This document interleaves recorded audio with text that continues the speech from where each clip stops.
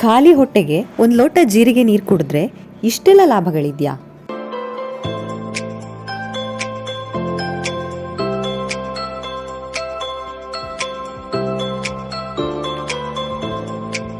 Hello friends, welcome to my channel. ಇವತ್ತು ನಾನು ಖಾಲಿ ಹೊಟ್ಟೆಯಲ್ಲಿ ಜೀರಿಗೆ ನೀರು ಕುಡಿಯೋದ್ರಿಂದ ಏನೆಲ್ಲ ಲಾಭಗಳಿವೆ ಅಂತ ಹೇಳೋದನ್ನ ತಿಳಿಸ್ಕೊಡ್ತೀನಿ. ಖಾಲಿ ಹೊಟ್ಟೆಯಲ್ಲಿ ಏನೇ ಕುಡಿದ್ರೂ ಸಹ ಅದು ನಮ್ಮ ಆರೋಗ್ಯಕ್ಕೆ ಹೆಚ್ಚಿನ ಲಾಭವನ್ನು ನೀಡ್ತದೆ. ಇಂಥ ಒಂದು ಪಾನೀಯ ಅಂತ ಹೇಳಿದ್ರೆ ಅದು ಜೀರಿಗೆ ನೀರು. ಇದನ್ನು ಕುಡಿದ್ರೆ ದೇಹವು ತಂಪಾಗಿರ್ತದೆ ಮತ್ತು ಇದು ನಮ್ಮ ದೇಹದಲ್ಲಿ ಉಷ್ಣತೆಯನ್ನು ಕಾಪಾಡಲು ನೆರವಾಗ್ತದೆ. ಆಯುರ್ವೇದದಲ್ಲಿ ಕೂಡ ಜಲಜೀರಕ್ಕೆ ಹೆಚ್ಚಿನ ಪ್ರಾಮುಖ್ಯತೆಯನ್ನು ನೀಡಲಾಗಿದೆ. ಇದರಲ್ಲಿ ಇರುವಂತಹ ದೇಹವನ್ನು ತಂಪಾಗಿಸುವ ಗುಣವೇ ಇದಕ್ಕೆ ಕಾರಣವಾಗಿದೆ. ಇದು ತೂಕವನ್ನು ಇಳಿಸಲು ಕೂಡ ತುಂಬಾ ನೆರವಾಗ್ತದೆ. ಜೀರಿಗೆ ಹೆಚ್ಚಾಗಿ ಏಷ್ಯಾದಲ್ಲಿ ಬಳಕೆಯಾಗುವಂತಹ ಸಾಂಬಾರವಾಗಿದ್ದು, ಇದರಲ್ಲಿರುವ ಪ್ರಮುಖ ಪೋಷಕಾಂಶಗಳು ಹಾಗೂ ಆಂಟಿ ಆಕ್ಸಿಡೆಂಟ್ಗಳು ಆರೋಗ್ಯವನ್ನು ಕಾಪಾಡ್ತದೆ. ಇದು ಹಲವಾರು ಆರೋಗ್ಯ ಸಮಸ್ಯೆಗಳಿಗೆ ನೈಸರ್ಗಿಕ ಪರಿಹಾರವಾಗಿದೆ. ಜೀರಿಗೆಯನ್ನು ಅಡುಗೆಯಲ್ಲಿ ಬಳಸೋದ್ರಿಂದ ಅದು ದೇಹವನ್ನು ತಂಪಾಗಿಡ್ತದೆ ಮತ್ತು ಕೆಲವೊಂದು ಅನಾರೋಗ್ಯವನ್ನು ಸಹ ದೂರವಿಡ್ತದೆ. 1 ಲೋಟ ಜೀರಿಗೆ ನೀರನ್ನು ಖಾಲಿ ಹೊಟ್ಟೆಯಲ್ಲಿ ಕುಡಿದ್ರೆ ಅದರಿಂದ ಜೀರ್ಣಕ್ರಿಯೆಯು ವೃದ್ಧಿಸ್ತದೆ ಮತ್ತು ಹೊಟ್ಟೆಯ ಸಮಸ್ಯೆಯನ್ನು ಪರಿಣಾಮಕಾರಿಯಾಗಿ ನಿವಾರಣೆ ಮಾಡಬಹುದು. ಯಾಕಂತ ಹೇಳಿದ್ರೆ ಜೀರಿಗೆಯಲ್ಲಿ ಕೆಲವೊಂದು ಪ್ರಮುಖ ಸಾರಭೂತ ತೈಲಗಳು ಮತ್ತು ಪೋಷಕಾಂಶಗಳಾಗಿರುವಂತಹ ಮ್ಯಾಗ್ನೀಷಿಯಂ, ಸೋಡಿಯಂ ಇದ್ದು ಜೀರ್ಣಕ್ರಿಯೆಗೆ ಸಹಕಾರಿಯಾಗಿರುತ್ತದೆ. ಜೀರಿಗೆಯು ದೇಹದಲ್ಲಿರುವ ವಿಷವನ್ನು ಹೊರಗೆ ಹಾಕ್ತದೆ. ಇದರಿಂದ ಹೊಟ್ಟೆಗೆ ಸಂಬಂಧಿಸಿದ ಕೆಲವು ಸಮಸ್ಯೆಗಳಾಗಿರುವಂತಹ ಆಸಿಡಿಟಿ, ಹೊಟ್ಟೆಯ ಗ್ಯಾಸ್ ಮತ್ತು ವಾಕರಿಕೆ ನಿವಾರಣೆ ಆಗ್ತದೆ.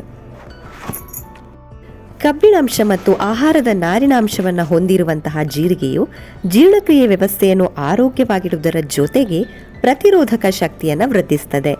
ಜೀರಿಗೆಯಲ್ಲಿ ಉನ್ನತ ಮಟ್ಟದ ವಿಟಮಿನ್ ಎ ಮತ್ತು ಸಿ ಇದೆ. ಇವುಗಳು ಆಂಟಿ ಆಕ್ಸಿಡೆಂಟ್ಗಳಾಗಿ ಕೆಲಸ ಮಾಡಿ ಸೋಂಕುಗಳ ವಿರುದ್ಧ ಹೋರಾಡ್ತದೆ. ಖಾಲಿ ಹೊಟ್ಟೆಯಲ್ಲಿ ಜಲಜೀರವನ್ನು ಕುಡಿದ್ರೆ ಅದರಿಂದ ತೂಕ ಇಳಿಸಲು ತುಂಬಾ ಸಹಕಾರಿಯಾಗಲಿದೆ. ಯಾಕಂತ ಹೇಳಿದ್ರೆ ಇದರಲ್ಲಿ ಆಹಾರದ ನಾರಿನಾಂಶವು ಹೆಚ್ಚಾಗಿದೆ ಮತ್ತು ಜೀರ್ಣಕ್ರಿಯೆ ವ್ಯವಸ್ಥೆಯು ಸರಾಗವಾಗಿ ಆಗಲು ನೆರವಾಗ್ತದೆ. ಜೀರಿಗೆಯಲ್ಲಿ ಕ್ಯಾಲೋರಿ ತುಂಬಾ ಕಡಿಮೆ ಇದೆ. ಜೀರಿಗೆಯು ಚಯಾಪಚಯವನ್ನು ಹೆಚ್ಚಿಸಿ ಕ್ಯಾಲರಿ ದಹಿಸುವಂತೆ ಮಾಡ್ತದೆ ಮತ್ತು ವೇಗವಾಗಿ ಇದು ತೂಕ ಇಳಿಸಲು ಸಹಕಾರಿಯಾಗ್ತದೆ. ಉರಿಯೂತ ಶಮನಕಾರಿ, ಬ್ಯಾಕ್ಟೀರಿಯಾ ವಿರೋಧಿ ಮತ್ತು ಶಿಲೀಂಧ್ರ ವಿರೋಧಿ ಗುಣ ಹೊಂದಿರುವ ಜೀರಿಗೆಯು ಉಸಿರಾಟದ ಸಮಸ್ಯೆಗೆ ತುಂಬಾನೇ ಪರಿಣಾಮಕಾರಿ ಮನೆಮದ್ದು ಆಗಿದೆ. ಇದು ಅಸ್ತಮಾ ಮತ್ತು ಬ್ರಾಂಕೈಟಿಸ್ಗೆ ಪರಿಣಾಮಕಾರಿಯಾಗಿರುವುದು. ಕಫಗಟ್ಟುವುದನ್ನು ನಿವಾರಿಸುವಂತಹ ಅಂಶವು ಜೀರಿಗೆಯಲ್ಲಿದೆ ಮತ್ತು ಇದು ಉಸಿರಾಟದ ವ್ಯವಸ್ಥೆಯನ್ನು ಕಫ ನಿಲ್ಲುವುದನ್ನು ತಡೆಯುತ್ತದೆ. ಜೀರಿಗೆಯಲ್ಲಿ ಇರುವಂತಹ ಕೆಲವೊಂದು ಸಾರಭೂತ ಎಣ್ಣೆಗಳು ವೈರಲ್ ಸೋಂಕಿನಿಂದಾಗಿ ಉಂಟಾಗುವ ಸಾಮಾನ್ಯ ಶೀತದಿಂದ ಕಾಪಾಡುತ್ತದೆ. ಜೀರಿಗೆಯಲ್ಲಿ ಇರುವ ವಿಟಮಿನ್ ಸಿ ಪ್ರತಿರೋಧಕ ವ್ಯವಸ್ಥೆ ಬಲಪಡಿಸಲು ತುಂಬಾ ಪರಿಣಾಮಕಾರಿ ಮನೆಮದ್ದು ಆಗಿದೆ.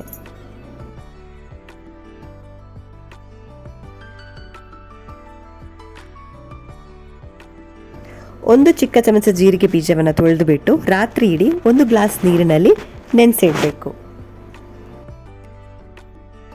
ಬೆಳಿಗ್ಗೆ ಎದ್ದ ಕೂಡಲೇ ಪ್ರಥಮ ಆಹಾರವಾಗಿ ಮಣ್ಣಿನ ಹಳದಿ ಬಣ್ಣಕ್ಕೆ ತಿರುಗಿರುವ ಈ ನೀರನ್ನು ಸೇವನೆ ಮಾಡಬೇಕು.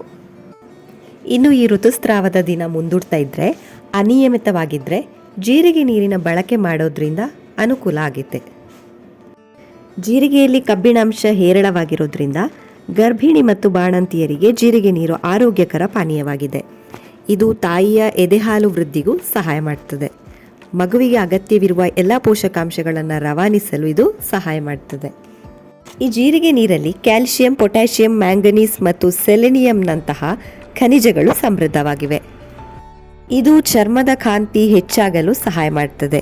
ಇದರಲ್ಲಿ ವಿಟಮಿನ್ ಇ ಅಂಶ ಇರುವುದರಿಂದ ಚರ್ಮಕ್ಕೆ ಆರೋಗ್ಯಕರ ಹೊಳಪನ್ನು ಇದು ನೀಡುತ್ತದೆ.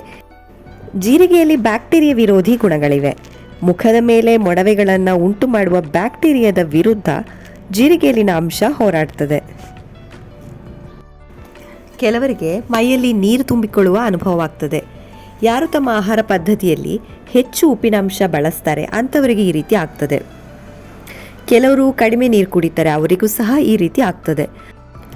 ಆದರೆ ಈ ಜೀರಿಗೆ ನೀರು ಕುಡಿಯುವ ಅಭ್ಯಾಸ ಮಾಡಿಕೊಂಡ್ರೆ ದೇಹಕ್ಕೆ ಪೊಟ್ಯಾಷಿಯಂ ಸೇರ್ತದೆ. ಇದು ನಿಮ್ಮ ದೇಹದಲ್ಲಿ ಎಲೆಕ್ಟ್ರೋಲೈಟ್ ಬ್ಯಾಲೆನ್ಸ್ ಮಾಡೋದರಿಂದ ಹೆಚ್ಚಿನ ಪ್ರಮಾಣದಲ್ಲಿ ದೇಹದಲ್ಲಿ ನೀರು ನಿಲ್ಲುವ ಸಾಧ್ಯತೆ ಇರೋದಿಲ್ಲ.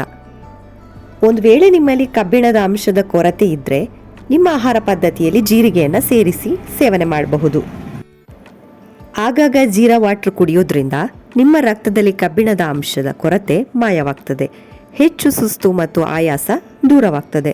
ಅನಿಮಿಯ ಸಮಸ್ಯೆಯಿಂದ ನೀವು ಮುಕ್ತಿಯನ್ನು ಪಡಿಬಹುದು. ನಾವು ಇನ್ನೊಂದು ವಿಧಾನದಲ್ಲಿ ಜೀರಿಗೆ ಪಾನೀಯವನ್ನು ತಯಾರು ಮಾಡಬಹುದು. ಇದಕ್ಕೆ ನೀವು 1 ಲೀಟರ್ ನೀರನ್ನು ತೆಗೆದುಕೋಬೇಕು. ಅದಕ್ಕೆ 2 ಟೇಬಲ್ ಸ್ಪೂನಷ್ಟು ಜೀರಿಗೆ ಹಾಕಿ 4-5 ನಿಮಿಷ ಚೆನ್ನಾಗಿ ಕುದಿಸ್ಕೋಬೇಕು. ನೀರು ಕುದೀತಾ ಇದ್ದಂಗೆ ಅದರ ಬಣ್ಣ ಕ್ರಮೇಣವಾಗಿ ಬದಲಾಗ್ತದೆ. ಆಗ ಸ್ಟವನ್ನು ಸ್ವಿಚ್ ಆಫ್ ಮಾಡಬೇಕು.